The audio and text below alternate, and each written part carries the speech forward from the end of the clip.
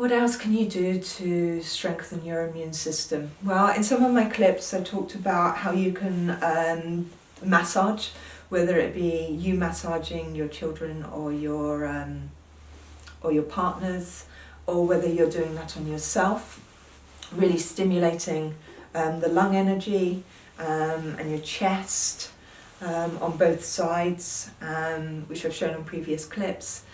Really looking after your day-to-day energy, so just living within yourself. So this is not a time to burn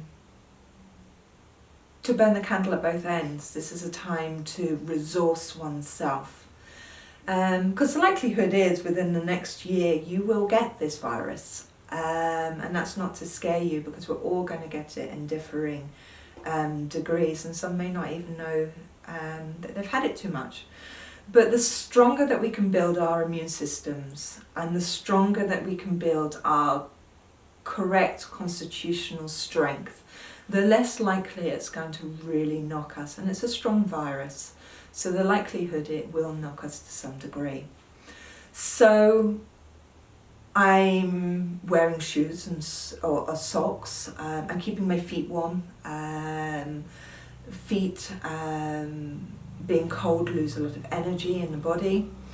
I'm aware that this COVID-19 virus is coming to us with the spring energy and with the spring winds, which in Chinese medicine is a very different wind in the springtime to other times of year. And the wind within Chinese medicine cuts through your body like a kind of sword, and it allows pathogens to enter into your body more readily. So I'm really aware that this is coming with the kind of spring winds, and to really protect your upper part of your body, your head, wearing a hat, wearing a scarf around your neck, and just covering your chest area up, and just protecting yourself from actually the wind.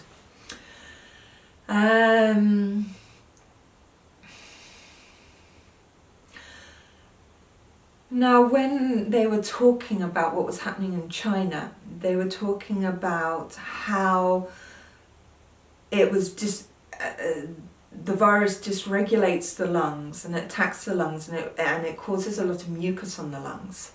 And the problem comes with that mucus building up and solidifying, and not allowing medicines to enter into access in order to open out the respiratory system in order for it to breathe easily, and in order to lower the energy down so you're not coughing, and to make life easier for you in kind of sleeping and resourcing yourself while you're ill. And I was thinking about that within Chinese medicine, and thinking about how important it is in order to keep our digestive system strong. Within Chinese medicine, phlegm and mucus comes from the digestive system. The lungs contain it and keep it, but actually it's formed from your digestive system. So really strengthening how you eat. Now, lots of people talk about, what different foods would be really good, and I'd like to do that. But what's actually really important is how you eat. So really taking time,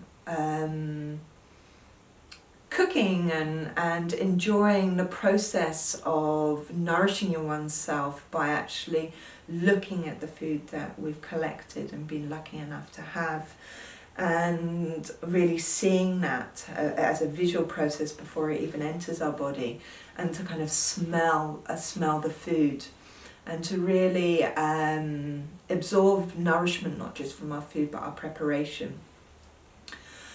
And to eat slowly and deliberately, and without watching TV or going through our phones, because not only does that raise our stress levels, but it also distracts our digestive system from actually doing its job, because it's visually having to process lots of other things, whereas it needs to internally process. So just try to limit what you're looking at while you're eating your food, and that will really help strengthen your digestive system. It will allow your food to be processed and transformed into better ready energy for your body.